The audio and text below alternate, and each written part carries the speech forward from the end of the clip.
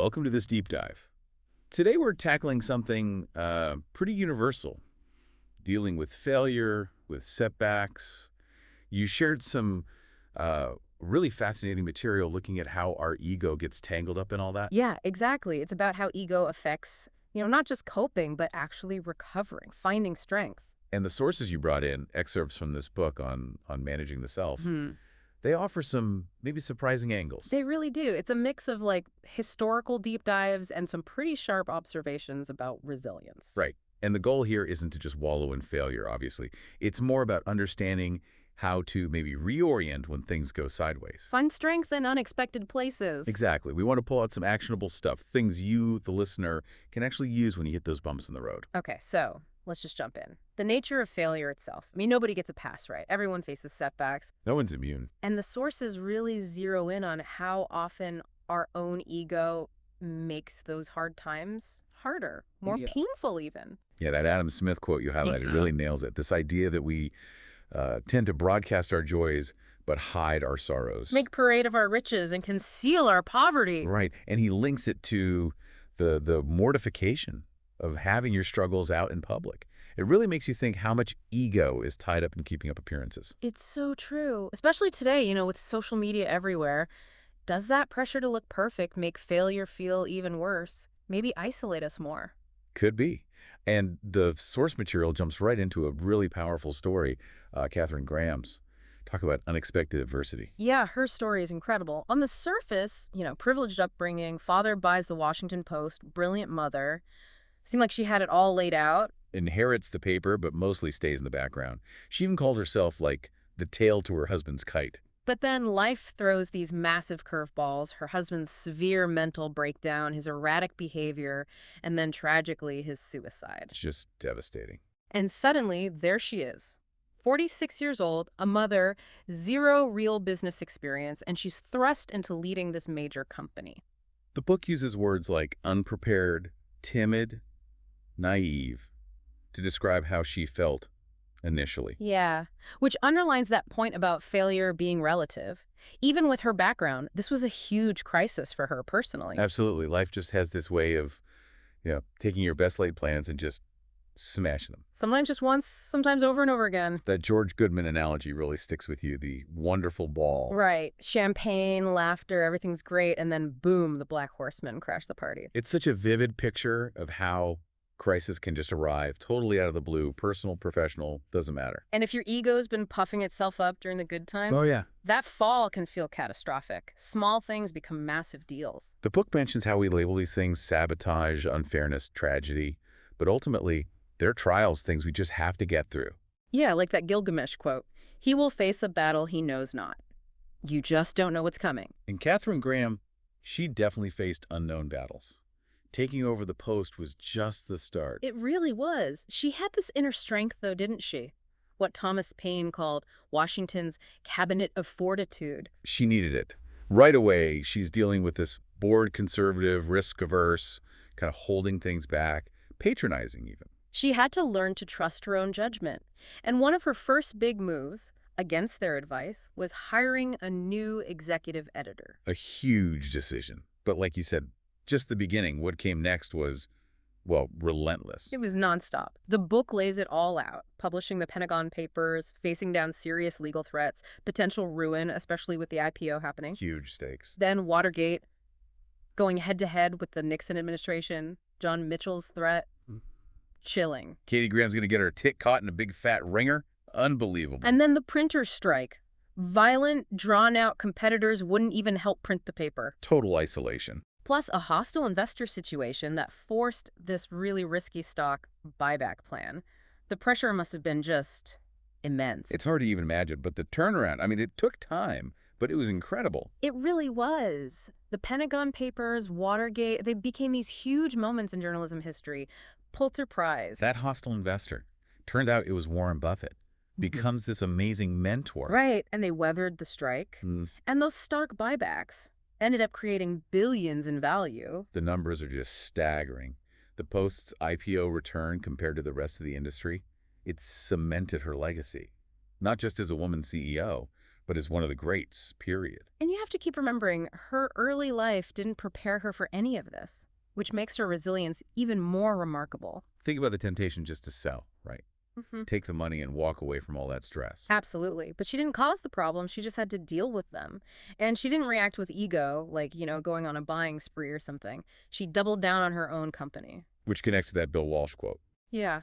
Almost always, your road to victory goes through a place called failure. You have to figure out why things went wrong to move forward. And crucially, the book points out, sometimes you do everything right and things still go wrong. Exactly. It's not always some big ego trip that causes failure. Life can just be unfair sometimes. External stuff happens. That's where that idea of narcissistic injury comes in, right? The ego taking things personally. Yeah, precisely. It's when a setback or criticism feels like a direct hit to your self-worth instead of just, at a vent. Your ego makes it about you being flawed. So whether it's technically your fault or not. Doesn't matter in the moment. You still have to deal with the situation right in front of you. Which brings us back to that core question for the listener. Is your ego going to trip you up when things get tough? Or can you operate without it leading the charge? Because ego just pours gasoline on the fire, doesn't it? It whispers all those doubts. See, I told you couldn't do it. Or it fuels that sense of unfairness. Why me? Makes you want to run away from responsibility. The book calls it adding self-injury to every injury. Such a great line. It really is. And it leaves you feeling exposed, like that unwalled city metaphor. Yeah. Vulnerable. You contrast that with Bill Walsh again, those first years with the 49ers. 2 seasons, 2 wins, 14 losses each time. Yeah, after pouring everything into it, the ego reaction is blame. Right, point fingers. But Walsh, he focused internally on the process, the improvements happening inside the team, not just the scoreboard. He saw the bigger picture, beyond the immediate losses. And we know how that story ended. Super Bowls. It connects to that Goethe quote about the great failing. To see yourself as more than you are and to value yourself at less than your true worth. And Katharine Graham buying back her own stock when the market doubted it. That's valuing your own work, right? Even when external validation isn't there. Exactly. It's the opposite of being delusional, but also the opposite of being timid. Both she and Walsh were looking at internal metrics, their own sense of progress, when everything outside looked bad. And that applies to everyone. College rejection, losing a job, some opportunity falling through. We all face it. Failure and adversity are just part of the deal. Plutarch said it. The only way out is through. And how you go through seems to depend on that ego factor. Humble, strong people show resilience, less self-pity. While the ego-driven response is often complaints, blame, needing constant reassurance, it's about the response. Okay, so the book shifts gears a bit here to this concept of alive time or dead time, using Malcolm X's time in prison as the main example. Yeah, a really powerful illustration. Here's this guy, Detroit Red, deep in the criminal underworld numbers, robbery, the whole deal. Gets caught, faces 10 years. And the book acknowledges the systemic issues involved, but also the reality that, yes, he had committed crimes. He was facing the consequences. So there he is, locked up, a long stretch ahead. What do you do with that time? And that's Robert Greene's concept, right? Alive time or dead time. Exactly. Are you just passively waiting for it to be over? That's dead time. Or are you actively using it, learning, growing? That's alive time, especially when the situation isn't your choice. And Malcolm X famously chose alive time, taught himself to read using a dictionary. Copying it out word by word. Incredible dedication. And then just devoured books, history, sociology, religion, philosophy. He called prison his college. Said he felt truly free through learning. It shows how even in confinement, that focus on self-improvement can be transformative, turning a dead end into a launch pad. We all know about his impact after prison, but maybe we overlook how crucial that time inside was. Definitely. And the book gives other examples too. Francis Scott Key writing the Star-Spangled Banner while captured. Viktor Frankl developing his theories in a concentration camp. Ian Fleming writing Chitty Chitty Bang Bang on bed rest. Walt Disney deciding to become a cartoonist while injured. It shows that while feeling angry or resentful is normal when things go wrong. It's often short-sighted. Dwelling there doesn't help. That dead time can actually be a chance to tackle stuff you've been avoiding. Yeah, those nagging problems. Because this moment, right now, whatever it is part of your life. The choice is how you use it. Malcolm X could have spent 10 years getting better at being a criminal, sharpening those skills, but he chose intellectual growth instead. Greene's point is sharp. Prisons can make thinkers, but they also make degenerates, losers. The difference is the choice of what you focus on. If you don't choose consciously, you often just end up reinforcing the same negative patterns that got you into trouble. And dead time behavior takes so many forms. Daydreaming endlessly, plotting revenge, constant distraction. Avoiding looking inward. The alternative. See challenging times as chances to grow. Refuse to let it be dead time. Dead time feels like being run by your ego's whims. It's negativity. A lifetime is about living more intentionally. And we face versions of dead time all the time, don't we? Remedial classes, being stuck on hold, separations, just waiting. We might not control that the time is happening, but we control how we use it. Like Booker T. Washington said, cast down your bucket where you are. Make the best of this. Don't let bitterness make it worse. Okay, so that leads into another really interesting section. The effort is enough. Using the story of Belisarius. Belisarius, maybe not a household name, but wow, this Roman or Byzantine general. The book argues he basically saved Western civilization multiple times. His military record is just astonishing.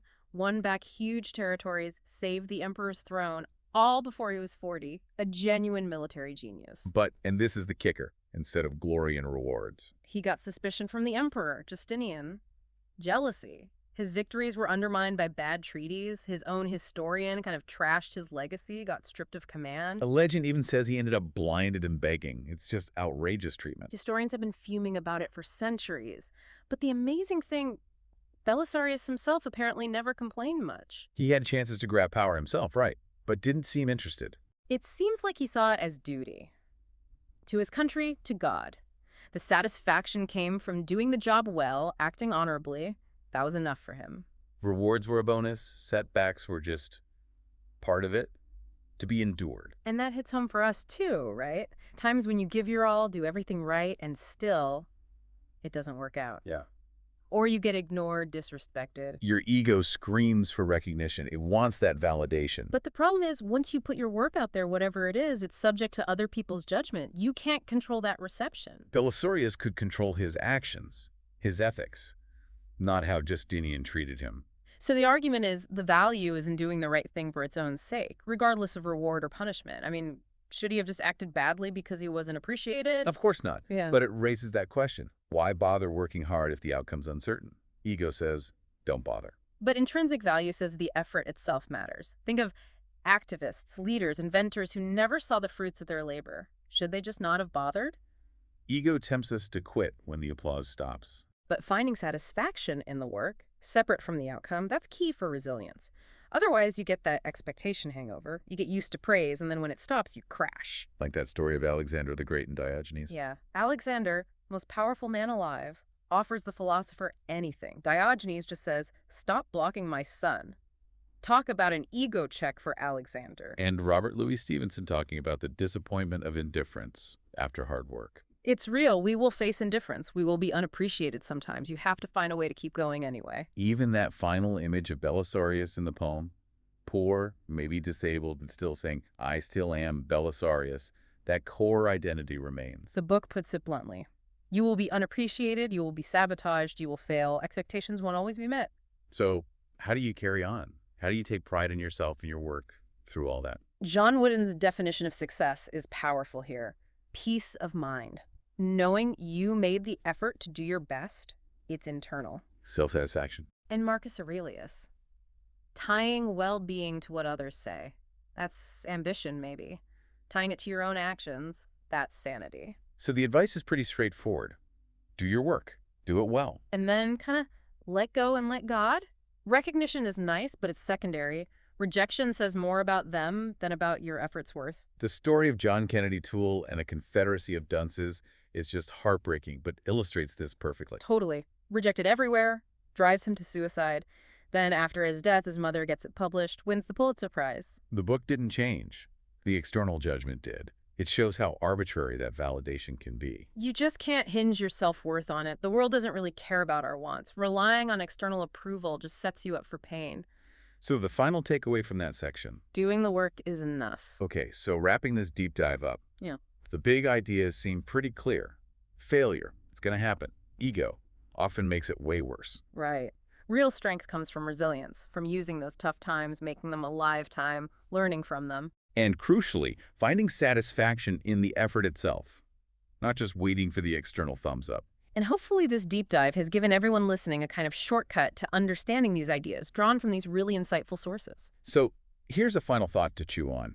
Think about a challenge you faced recently. Just honestly, how did your ego maybe play into how you reacted, how you felt? And then consider these principles we talked about: resilience, alive time, effort being enough. Could thinking about it that way offer a different path next time? Yeah. What might change if you shifted focus, just a bit, from needing that external win to appreciating your own internal effort? How might that change the experience of difficulty itself? Something to explore.